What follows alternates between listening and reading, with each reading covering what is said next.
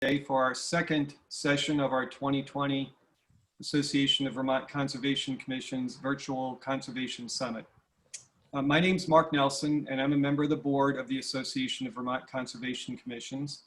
And if any of you are on the line on this Zoom from the previous Zoom, you're going to hear me say some of the same things as the previous Zoom, so just bear with me.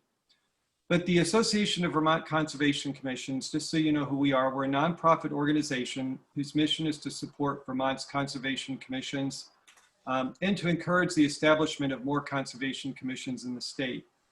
We're a membership-based organization with conservation commissions as well as individual members. We were founded in 1990 and we're overseen by a volunteer board of directors. Each year, we try to host an annual summit. We provide tiny grants to conservation commissions. We maintain a website with tools and support for conservation commissions. And we share success stories and help promote relevant events. Our work is enabled by Conservation Commission and individual memberships and people who've made donations as part of signing up for this Zoom. So thank you for that. That's what we're fully dependent upon. This year, we gave a lot of thought about how to hold our annual summit. And we know that the work of conservation commissions has become all that much more important during this time when people are challenged with staying safe and learning how to stay connected and engaged while maintaining a distance. Each year, we try to provide topics and speakers that are interesting and will help conservation commissions improve their work. We hope that our 2020 virtual annual summit meets that goal. Our theme this year is conservation in the time of COVID-19, and each session we're trying to explore the ways in which our collective conservation work has been impacted by and is relevant to the pandemic that we're all continuing to live through. Today's topic, so this is the second session, today's topic is Conservation Commission success stories in the time of COVID-19. Our speakers are Linda Hecker from Guilford Conservation Commission, Rick Evans, and he's going to talk about the race to the top at the Bradford Conservation Commission. Darren Schibler, he's the planner for the town of Essex, and Jens Hilke, who's with Vermont Fish and Wildlife Department. What I'd like to ask is a couple of things, protocols. So everybody in the meeting, except for the speakers, keep your microphones muted. And if you could, turn off your cameras because then it's less distractive to those who are making their presentations. Also, you can post questions in the chat room. To get into the chat room, if you hover your cursor over your Zoom screen, either at the bottom or the top of your screen, you'll see some icons. One says chat. Click on that, and then something will open to the right of your screen, and you can enter questions there. We're going to do the best we can to answer all the questions. Oh, Jens, I didn't ask you to put up your screen, the slides. If you could go, so now let's go. Are you all seeing my screen? I see it now, Jens. So we'll try to get all the questions answered. Each presenter will have 10 minutes, and at the end of each presentation, there'll be 3 minutes for questions. We're going to do the best to get to all the questions. So Jens, if you could go to the next slide that has our sponsors on it. So what I'd like to do is mention a few of our sponsors that have made this, these sessions possible for us. The Front Porch Forum, the Lintelak Foundation, Vermont Land Trust, and Vermont Natural Resources Council were our top donors and help us make all of the sponsors on there donated in some form or fashion, but those are the ones who were in our top tier and help us make these sessions possible. So with that, I'm going to turn it over to Linda and let her talk to us about the Guilford Conservation Commission. Great. So Linda, go ahead. Thank you. I'm going to try to share my screen. And okay, is that visible now? Can people see my screen? Yes. Yeah, okay, great. Well, thank you all very much for welcoming me. I'm Linda Hecker. I'm been the chair of the Guilford Conservation Commission for a lot of years. I haven't kept track. We're a group of 9 civic-minded people in a town that some people in Vermont don't even know exists. We're right on the border with Massachusetts, so we're the southern tier. And we've been a big fan of AVIC for a long time. We got a tiny grant to help develop a trail that I'll talk about in a little while. So the COVID, because we're rural and a lot of us are retired, COVID didn't upset our lives as much as it did for many people in our country, but it certainly had an impact on the way we conducted our business as a conservation commission. So I'm going to start by showing how we adapted to the constraints of COVID to carry out our usual duties and projects. And then I'll talk a little bit about some of the new projects that we took on specifically to respond to the COVID and how it was impacting our community. So yes, our town office closed down in March and didn't open until July, so we had to conduct virtual meetings. And as anybody in Vermont knows, there's no perfect platform. I know Darren is going to talk more about some of the joys of virtual meetings, but I will just say that we started, our town first recommended something called Jitsi, which was an unmitigated disaster.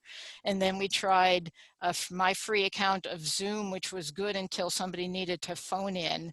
And then finally, the town of Guilford got a pro version of Zoom so people can phone in when our internet doesn't cooperate with us.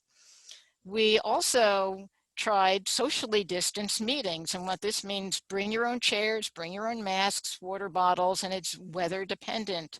But here we are, I think this was our June meeting, and we tried to combine our meetings often with work sessions. So this actually worked out very well for us. I want to just go back to the mentioning for virtual. In spite of all the difficulties of virtual meetings, I think the modeling of reducing our carbon footprint and reducing the amount of time people spend traveling around the back roads, especially in winter conditions, means that we're going to try to continue holding virtual meetings in the future, even after COVID is over. So that's like a silver lining to all the difficulties we've experienced. So this socially distanced outdoor meeting, which was lovely in June, was combined with a fieldwork session. We're embarked on an ash tree inventory to prepare for the emerald ash borer. More about that in a little bit.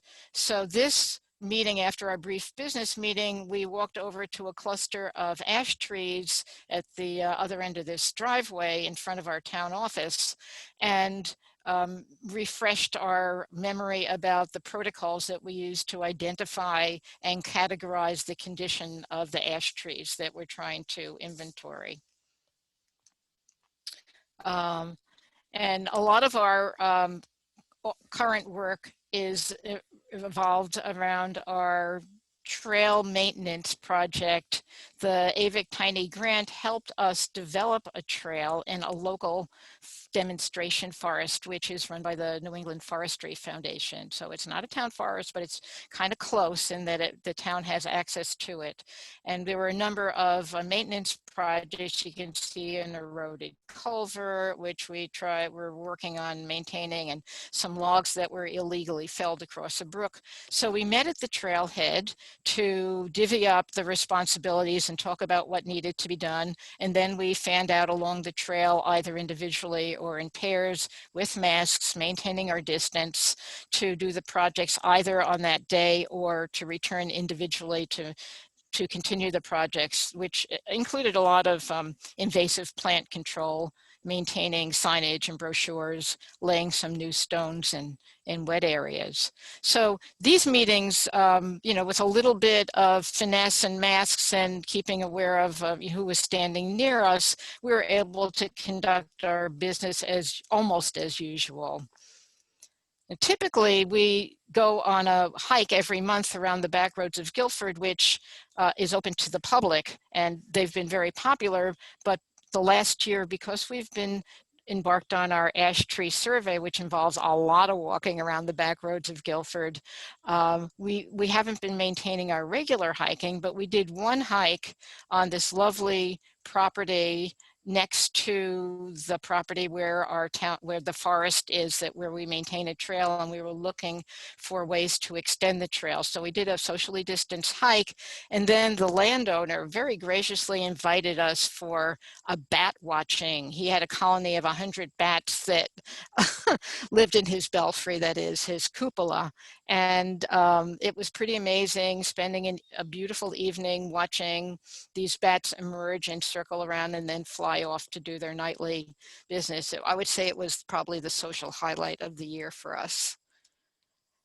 Some of us branched out to do small group work, and this involved 2 or 3 people looking at vernal pools in our area in the early spring. So we helped identify some new pools for the Vernal Pool Atlas, which is a great resource.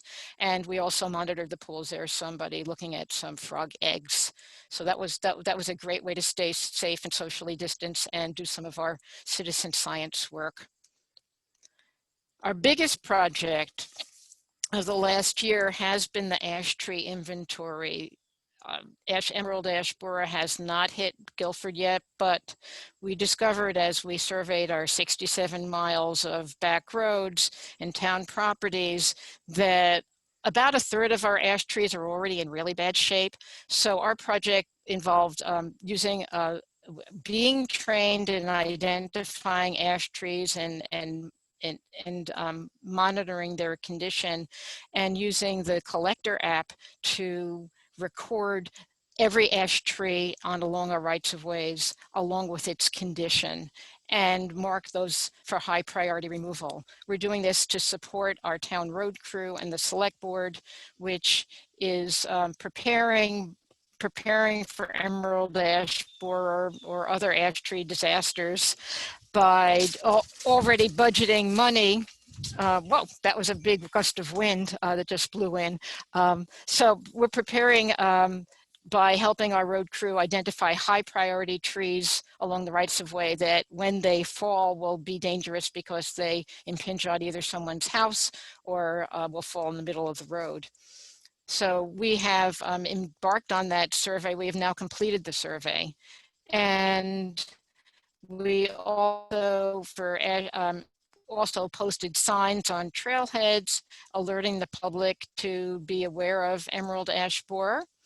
And we posted in Front Porch Forum during Emerald Ash Borer Week.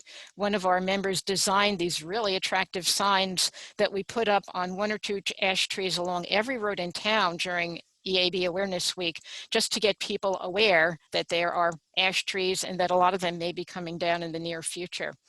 And I know at least one citizen responded and said, I think I saw 2 emerald ash borers mating, and what should I do? And that was great to see citizen involvement. A big part of our work has always involved communicating with the townspeople in Guilford. And we do this via kind of 2 main means. Guilford has a citizen volunteer newsletter that comes out quarterly called the Guilford Gazette. There's a front cover of the summer issue. And we post a quarterly article. So we're used to communicating with the town, but we really upped our game during COVID. We published articles that were about how to stay safe but be outdoors during the lockdown that happened earlier this year. And in March and April, we wrote a series of 10 cabin fever notes, which were messages about observing and learning about nature safely in your backyard. So we covered topics like BioBlitz and ferns and fishing in vernal pools and using iNaturalist. We also had to reprint our town map, and we did this by, this time we added a whole list on the front cover here of ways to get out and enjoy Guilford safely, like cycle or walk along the 1 road at a time, or notice the many sources of locally grown food. Thinking about how our forests are connected or fragmented. And part of that was our we felt that during the time of COVID, it was like a double blessing to be able to encourage our Guilford citizens to become engaged in citizen science. A lot of people had more time at home on their hands than usual. So we encouraged them to explore the app iNaturalist, which is a database of citizen sightings of flora and fauna, to get involved with the Vernal Pool Atlas, identifying vernal pools, and also the Vermont Reptile and Amphibian Atlas. And we also considered a National Wildlife Project of getting people to certify their backyards as wildlife habitat.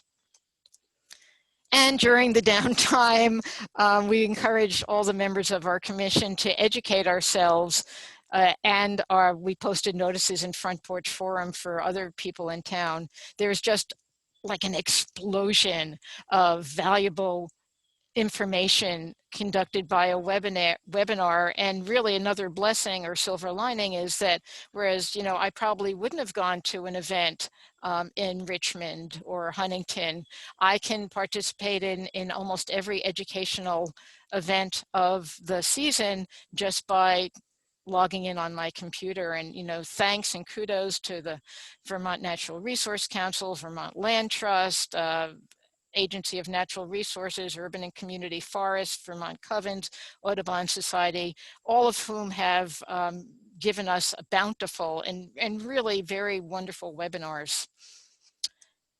So that is that's the end of the presentation. I guess we can entertain questions at this point if there are any.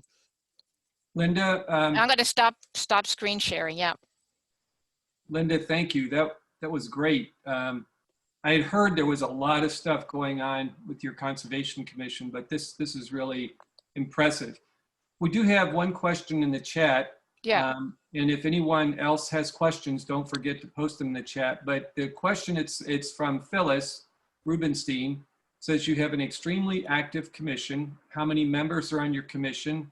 And are there any high school students on your commission?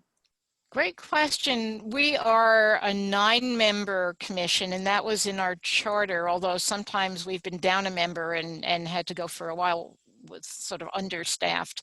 At one point, we did have a high school student on our commission, although I think that we learned from the town that because they weren't like a registered voter. I think people have to be, I think this is true. They have to be registered voters to be a voting member, but we made him a non-voting honorary member. We have looked very hard for people under the age of retirement age to join our commission, and found that a lot of them are just too busy, or they're on other boards in town like the Recreation Commission or the school board. But we're hoping to involve maybe some high school volunteers in a grant that we're trying to write for ash tree management. Have we budgeted for ash tree? I'm seeing the questions here. Have we budgeted for ash tree removal? Yes, we have already budgeted $10,000 this year for ash tree removal, although we estimate that it's going to be a lot more expensive than that to remove even the high priority trees that we've already identified. And talking to our local county forester, Sam Schnesky, it's clear that a lot of our ash trees are not thriving. And no matter whether it's ash willows or EAB, when they begin to deteriorate, they become brittle and dangerous and more expensive to take down. So that's a concern. There's also a question, do we all have reliable internet? No, we do not have reliable internet. They were all willing and able to switch to virtual meetings, but some of them need to are phoning in rather than zooming in on their computer because the internet is slow and unreliable. Linda, thank you. We do, yeah. Just one final question. We do not have a town forest. We've talked about it, but the town people of Guilford have been reluctant to take something off the tax rolls. But we have demonstration forests managed by the New England Forestry Foundation that functions like a town forest with recreation trails. So, and then I want to make sure we turn this over to the next people. So I'm going to stop right there. Thanks. Well, Linda, thank you. That was a great presentation. And again, as I said, you guys are doing a lot of great work and we really appreciate it. And it's a great example for a lot of other conservation commissions. Thanks. Rick, are you ready to talk to us about the Race to the Top event that you all held in Bradford? Yes, I am. Yeah, thanks, Mark. Let me share my screen here.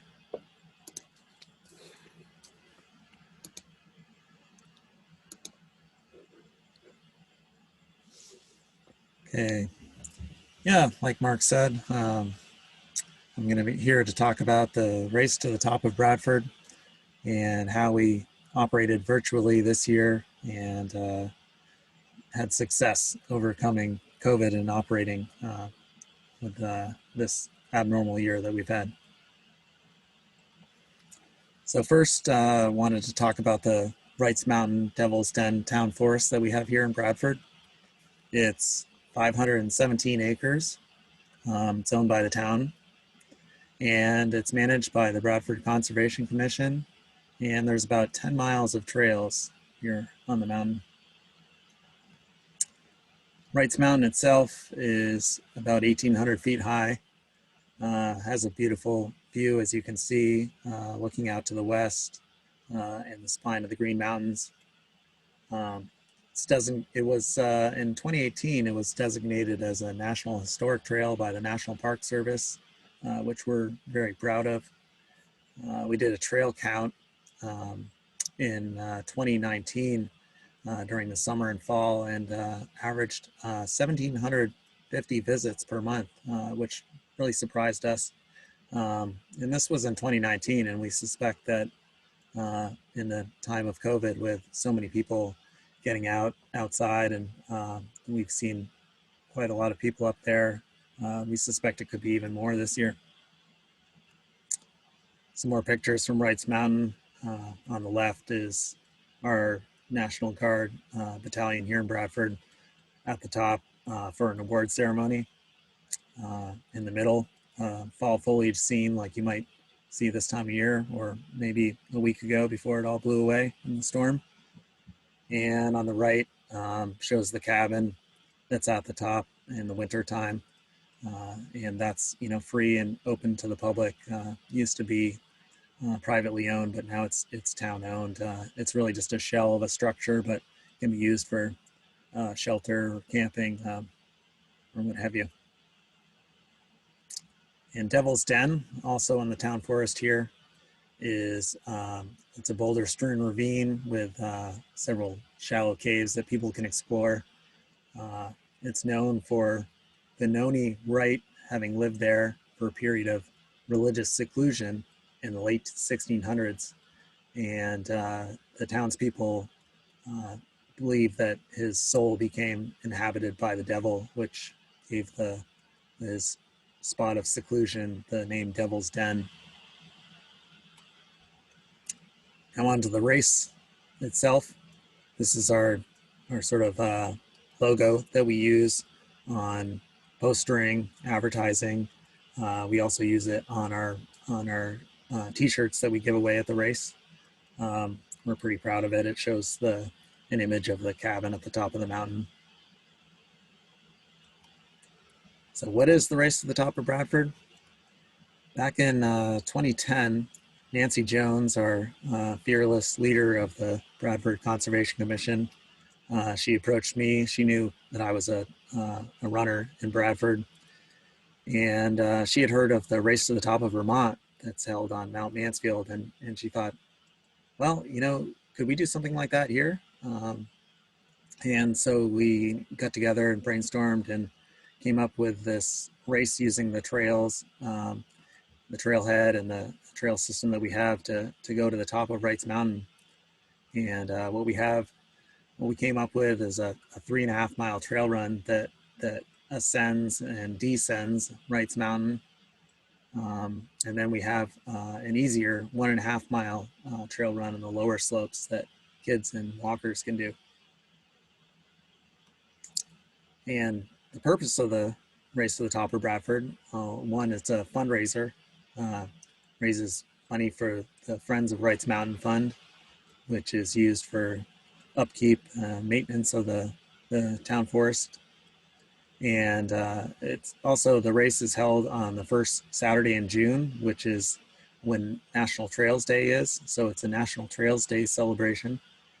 And three, it just brings attention to our trail system, gets people out there, brings awareness.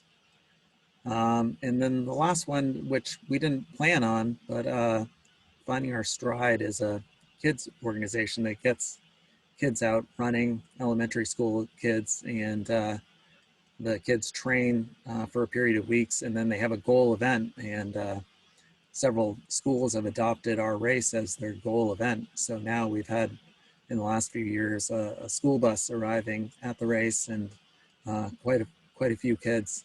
So it's been a fun new addition and purpose for our race.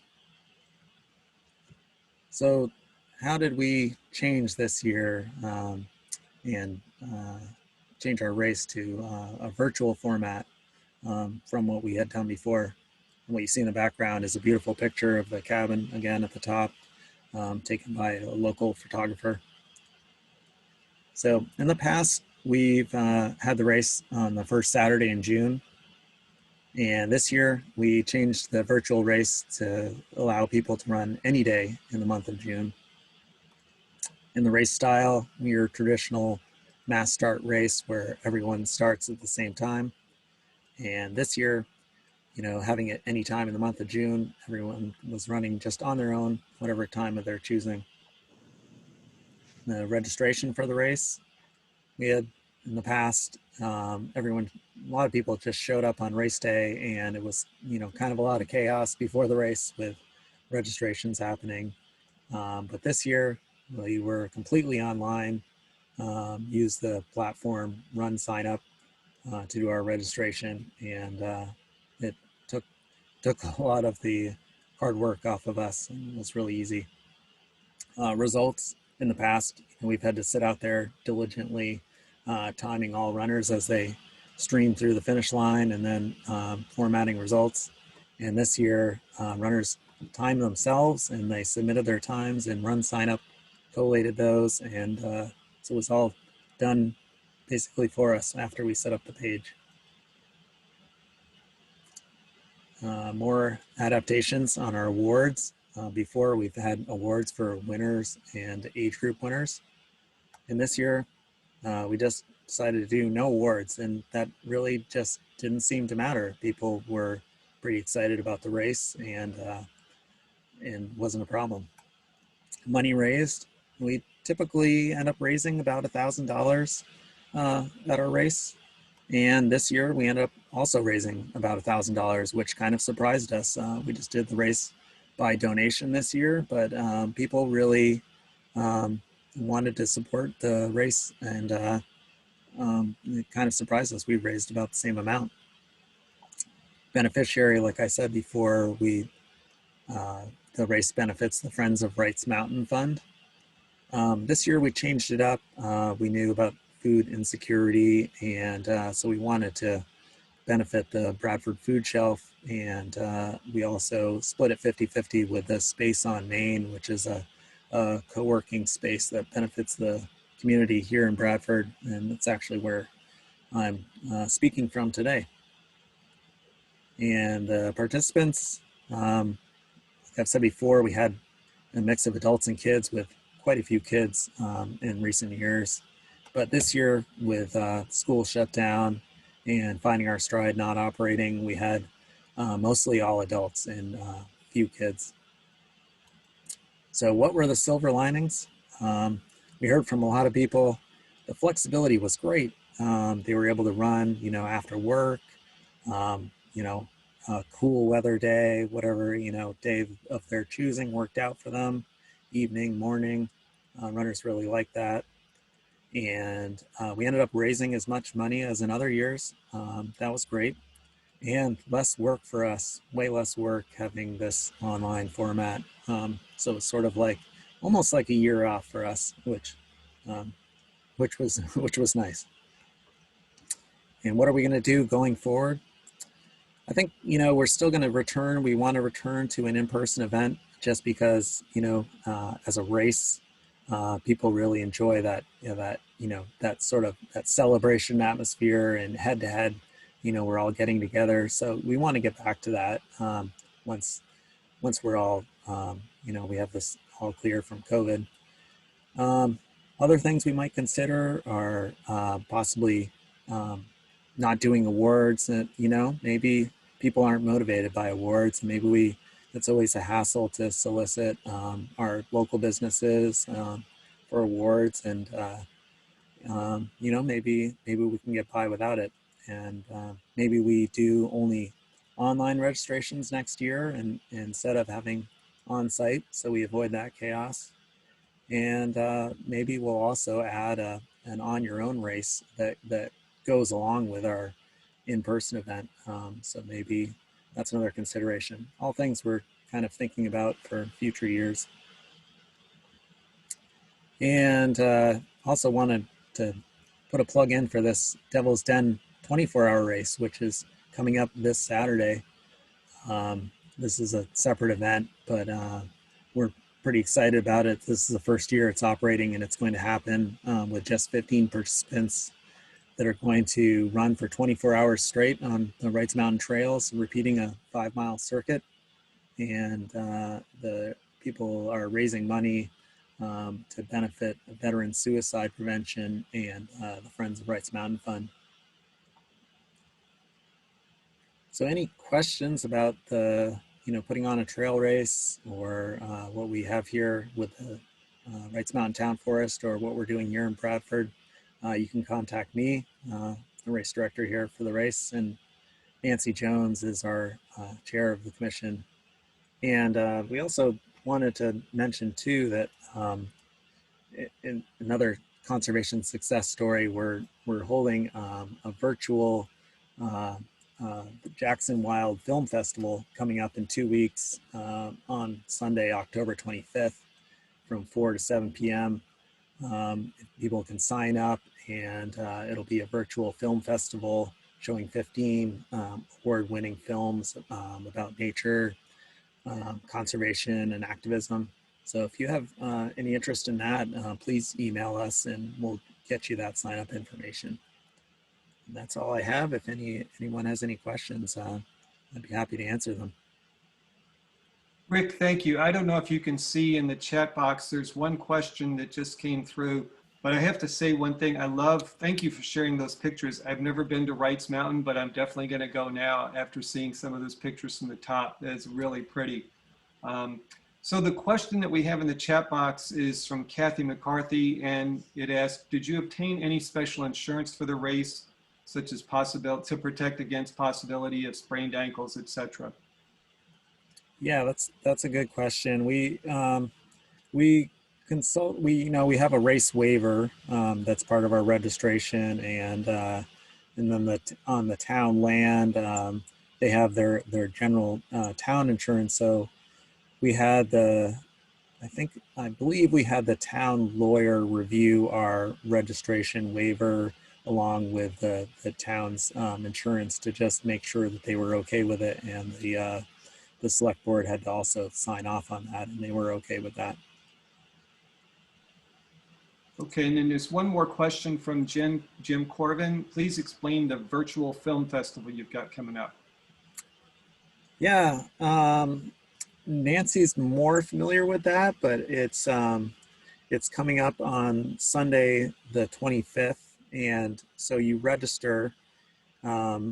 You have to register, and it's all by donation, so whatever you wanted to pay. But we're holding it as a conservation commission. We bought the rights to this, and there's for 3 hours from 4 to 7. You can watch it on your home computer. Wherever you are, they're going to be showing 15 award-winning films about the environment, nature, conservation, civic engagement, and the like. So, yeah, I don't have it's quite a link. I'd be happy to email it to you if you want to put your name in the chat box. email, I'd be happy to email you that link. Okay, and Heidi, I see you posted a question, but I think he answered your question. So in case anybody didn't hear, if you're interested in getting the link for the film festival, put your email in the chat box, and he'll email it to you. Okay, Rick, thank you again. And thanks for the work of the Bradford Conservation Commission. Yeah. Darren, are you ready to talk to us? Yes, I am. Thanks, Rick. And thanks, everybody, for being here. Let me get my screen up just a second.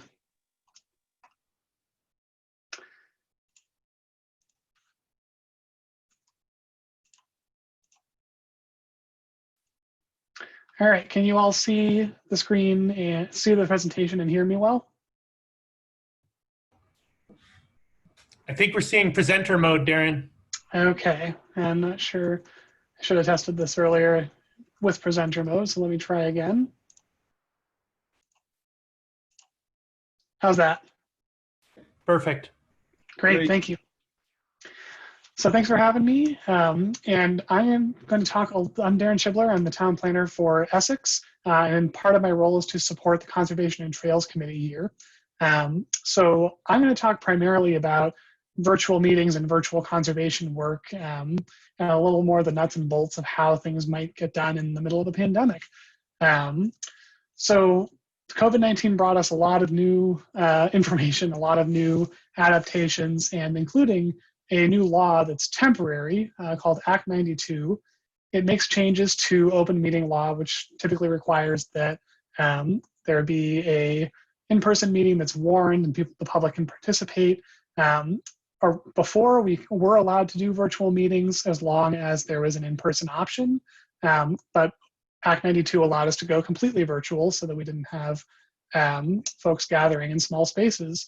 So I'd encourage you to read up on that if you're concerned about how you're running your meetings. You can also reach out to Vermont League of Cities and Towns, which is a great resource for supporting municipal functions. They have a remote public meetings toolkit that has some information on, a script you can read at the beginning of your meeting to notify the public of what's going on, draft, templates that you can use for publicity, and they also have a list of different platforms that are available. Linda mentioned that they went through a couple of different ones, and I'd encourage you to just try them out and see what works best for your commission. Our entire town is on Teams, which is very similar to Zoom, but it's the Microsoft platform, and there's pros and cons to that. But I will talk a little more about public participation and engagement, which is a really important component of that. And remembering that, in a digital world where everyone's remote, publicity is a little different. And whereas before you could put something on the town office door or the meeting board and people would walk by and see it, now folks aren't necessarily going to the town office. So finding ways to get the word out is really key. Front Porch Forum is great, as we all know. Looking for Facebook groups that folks might be tuning into, or there's some great ideas from civic infrastructure groups, like having a community message board that's in your town green, or a place that people are actually passing by. So let's talk about public participation. At Essex Conservation and Trails meetings, we really don't have a lot of public participation typically, especially when they were in-person meetings. It's not a very well-known group, and folks are busy, and evening meetings aren't necessarily everyone's cup of tea. But the more you make participation easy, the more likely you are to get people to come. So that means things like, making sure people are comfortable with the technology, host a test meeting or a test, public hearing, whether it's one-on-one or in a group format, so people get a chance to try it out and get comfortable. Creating how-to guides is really a really good idea. We have one for Essex that we shared as one of the resources in this presentation, but you can make one for your own format. We found that keeping the login details the same for every meeting that you have, if you're doing virtual meetings, is really helpful. because a lot of times people will scramble to say, oh, I want to go to this meeting, but where's the link? Where's the call-in number? And having it be the same allows people to just keep that on file. And another part of this is consider how people engage differently in an online format through Zoom.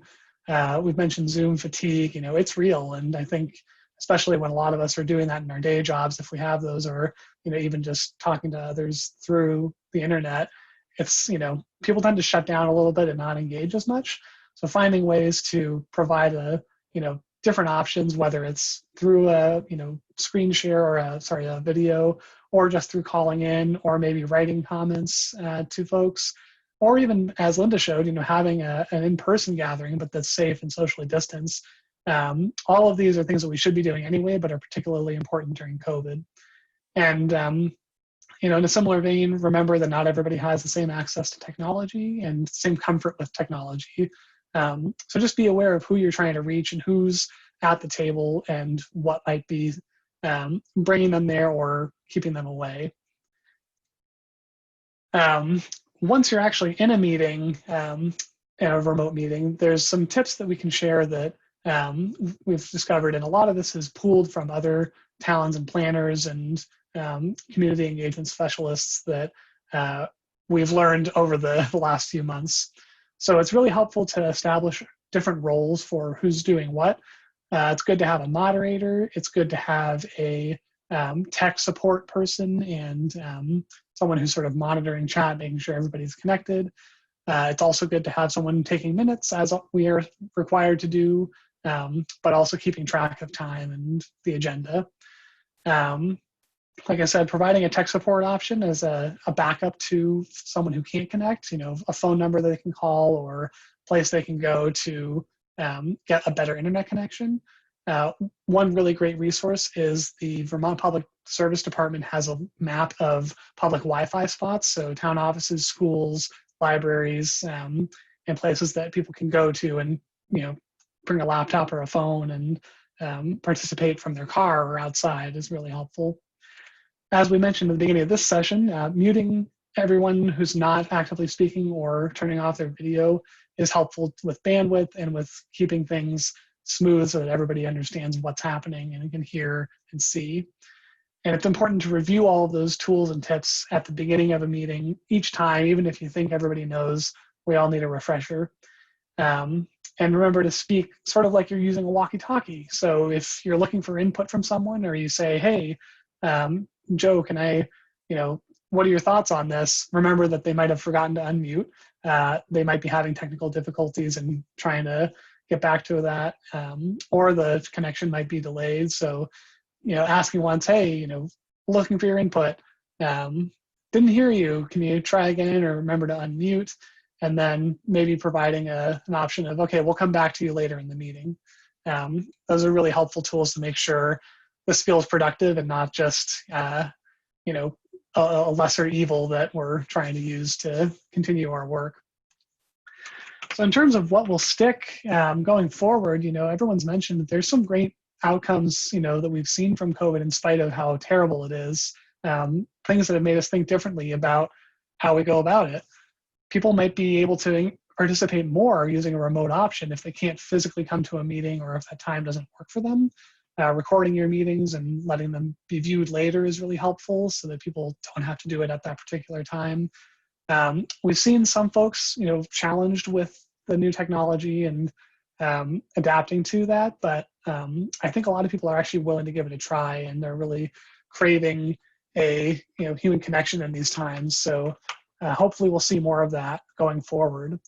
And there's also, plenty of work and engagement that can be done outside of a meeting itself, whether it's online or in person. So Linda and Rick talked about some great examples. Other ways to engage folks could be on a story map or a self-guided tour that you have online. There's some great examples of that in the resources slide at the end. Socially distanced work. The Conservation and Trails Committee in Essex normally holds an invasives removal day at Indian Brook Park. We canceled those this year because we still weren't sure about the guidelines for COVID and social distance and gatherings, but we were able to hold a second green up day in the fall where people were able to grab a bag from our Parks and Rec department, go along to different streets in their neighborhood and pick up trash. And that was just a great way to bring people together again and still get some good work done. And another option is asynchronous work, where you're not actually gathering all at once, but sort of like the race to the top, you're doing things at your own pace or individually. The Conservation and Trails Committee was able to do our Emerald Ash Borer rural road inventory this way, and they were able to map trees, mark them, and get all that data assembled without having to actually be in a car together or be in a group. So we've been able to get some great work done in that respect. And I will stop on this slide that shows various resources that I've found helpful in dealing with adapting to COVID. There's a really great webinar that the Vermont Planners Association put together on hosting effective public meetings, not just the nuts and bolts that I've talked about, but these engagement practices too. Some examples of participation guides, the Wi-Fi hotspots link, and examples of story maps from the Northern Lake Champlain Tactical Basin Plan project, and a Northfield Ridge and River Routes project in Northfield, Vermont. So I'll leave it there and happy to answer any questions. And let me pull the chat up here. Darren, thank you. I will. This is really good information, and it's helpful for me. We here in Ripon, we wanted to continue our Conservation Commission meetings, not have a gap, stay connected and continue our work. So we started out trying to hold some outdoor meetings, but we really moved to the virtual meetings using Zoom, and it worked quite well. But I picked up some good pointers from your presentation today that I think we're going to try to implement too. It definitely was a learning process, but it has worked well, and it's continued to help us keep moving forward as a Conservation Commission. Let's see. I'm looking in the chat. Doesn't look like there's any questions for Darren, so maybe we'll give it another minute. Does anybody have questions for Darren? I see one asking if you can send your slides out to the group. So Darren, I don't know if that's, oh, I see Jens' head going up and down. So Jens will take care of that. Yes. And then the next question, what are the pros and cons of Zoom versus Microsoft Teams? Yeah, I can talk a little bit about that. I'm not an expert in Zoom by any means, but they're fairly similar. They have a lot of the same tools. Zoom, I think, has some different ways to deal with chat and polls and public participation options. It seems to just run a little smoother than Teams, but Teams has actually stepped up a lot since the pandemic started. They've done a lot of updates. They've got a raise hand function now. They've got, they've always had screen sharing. The one problem with Teams is that it really is better in a sort of enterprise IT environment where you've got an organization that's using it for everybody. Zoom is great if you're a small group and only need, a few members or a certain number of people. But if you can use Teams, it's great because I think your organization is using it. It's fairly limitless on the number of participants. It's just about bandwidth. And it's easy. It has a lot of the same options to, click a link. You don't have to have the app. You can just participate online through a browser. There's probably some better stuff on the internet about pros and cons of Zoom versus Teams, and the Remote Public Meetings Toolkit from VLCT has some of those. Thank you. I don't see any more questions for Darren. So Darren, thank you again. Thanks for your work. Thanks for presenting to us today. I'm going to turn it over to Jens now. Jens, are you ready? Yeah, thanks very much, Mark, and thanks so much, Darren. Just to anchor the presentation today, I just wanted to talk about community value mapping. And this is a technique that we help towns with across the state. I've found that, you know, a lot of the planning for natural resources that we do is not just about ecological considerations, but is very much at the juncture of ecological considerations and community values. So we often find it helpful when working with a community to start by figuring out where those community values are, not just what they are, but where they are, and then overlapping those with ecological priorities as a way of showing potential ways forward, potential allies. So I'd like to start by giving an example from Cornwall, and this is a pre-COVID photo. It's interesting how our reactions change in the era of COVID, seeing this many people clustered around base maps. But this is an activity that we've done all over the state in various size communities. And the one in Cornwall, we did a version at the elementary school first, and then with K to 5th graders. And then a week later, we did it for the adults, and that's the version you're seeing here. And essentially how community values mapping works, you saw that the audience was randomly split up into small groups. Each group clustered around a base map, such as the one you see on screen. There are roads on here, there's an aerial photo, there's streams, there are not parcel boundaries. We ask, what do you love about living here? And then the participants, with the help of a facilitator for each small group, draws circles. And they say things like, well, gosh, I love the scenic view here. And I love the quiet of walking here. I love to ATV there. I love to hunt there. I love the community feel of the tavern downtown. Whatever it is, we don't put sideboards on it. We just ask, what do you love about living here? And so in a normal year, the results come back on these base maps, and the lines may be a little bit hard to see here, but this is just one of the 8 groups from that Cornwall exercise. And you'll notice that they've created their own legend and then marked areas using that legend that they've created. And so then here's what that double green map looks like when we've lumped those responses, those separate responses, into different value groups. And this group, really focused on historic, community places, scenic, and recreation. But other groups are free to report whatever values they want. So I often put the value groups together like this. So what happens is when we get those 8 base maps back, I, as the technical assistance provider, will digitize them. I'll take photos of them, and then I'll redraw each of those polygons on the computer. And then I'll put each one of those polygons into one of these groups that you see on screen, the value groups. And then then we take those value groups and join them across all of the different subgroups, the double green, the red, all the different subgroups. And so around the edge of this photo, you should see, these are each of the responses. These are the responses all put together, blobbed by value group. So I've taken the results of each of the small groups that all had to do with historic, and I put them on this map. And all the responses from all the subgroups regarding community places and put them on this map. And what you see here at center is I took those 8 different value groups and I overlapped them to show a heat map of where there are the most value groups present in the same place at the same time. So darker is more overlapping value groups, lighter is fewer overlapping value groups. Now that's not necessarily good or bad, but it just tells you that there's more going on with respect to community interest in the darker places than the lighter places.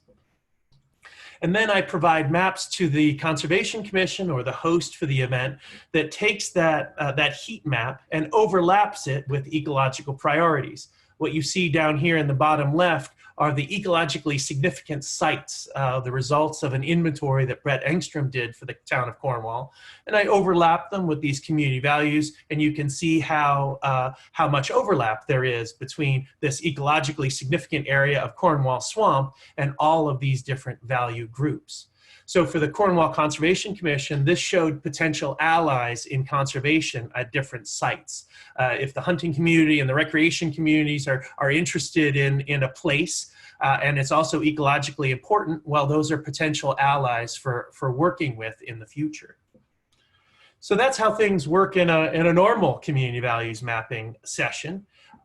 We are doing community values mapping online this fall in a variety of different communities. I've been working with the town of Moncton on doing this, as well as the town of Johnson. We're doing this in 3 towns in Windham County.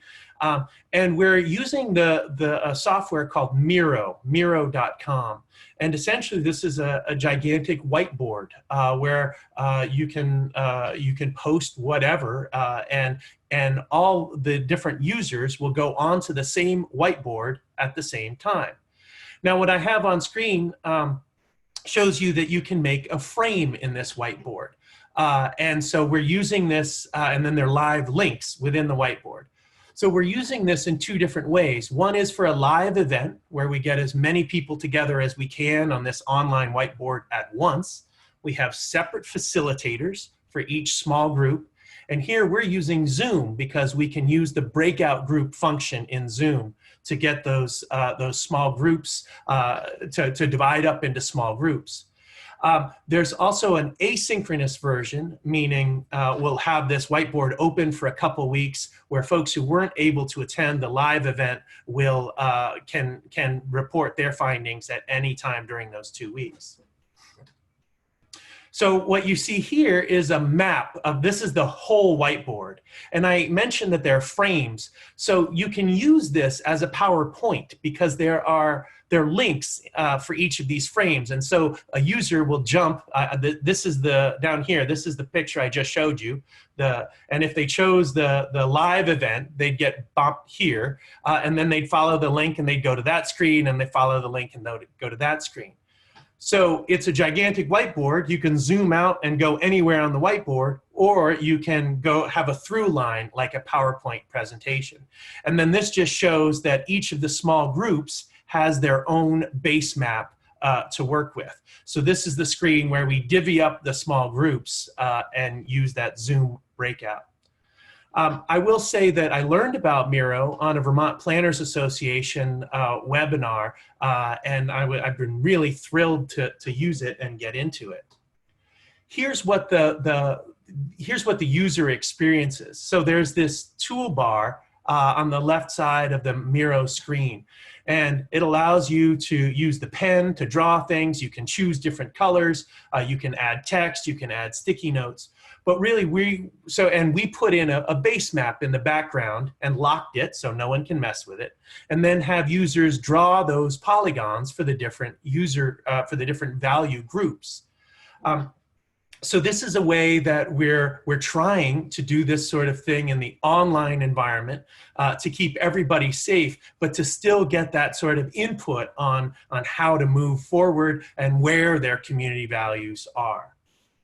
So with that, I'll just say that, I'm happy to work with your community on community values mapping. I'm happy to answer more questions about this tool, both in a non-COVID situation and what we're doing with the Miro tool. But I'll end there and thank you all so much. I'm happy to take questions. Jens, thanks a lot. The community values mapping is really a very good tool for a conservation commission to get itself focused and really understand what the community would like them to work on. So thanks for talking to us about that. I don't see any questions in the chat room right now, but Jens, if folks would like to hold community values, what's the best way for them to get a hold of you and try to schedule something? I don't know if you said that earlier. Yeah, feel free to just email me. It's jens.hilke@vermont.gov. I'll put it in the chat. Okay, great. Thank you. I do see a comment in the chat from Kathy that in Fairleigh they've used Miro as part of their community livability project. It's great, but their steering committee's not mastered it yet. They've needed a skilled facilitator to walk them through it.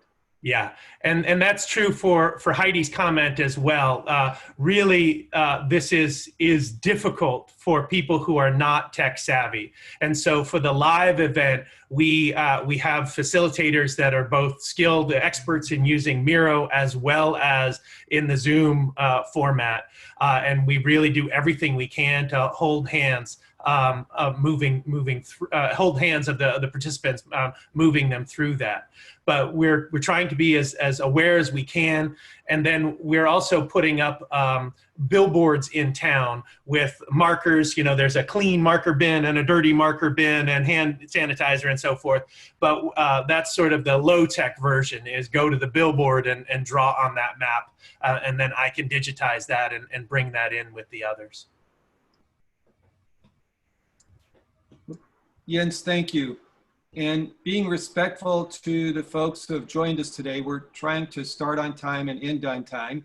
We're a little bit over, but I would like to thank everybody for joining us today.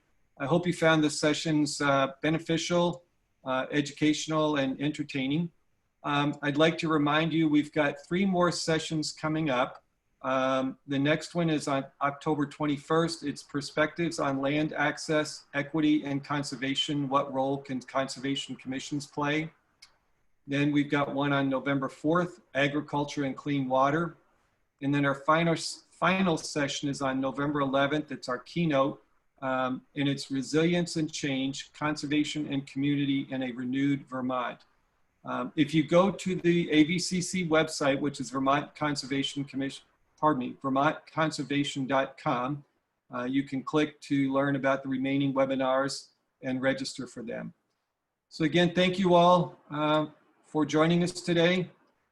Here in the mountains in Ripton, we've got lots of rain coming down. I hope it's headed your way too, because I know we all need it. So enjoy the rest of the day, and thank you for all your hard work to protect our natural resources. Thank you very much.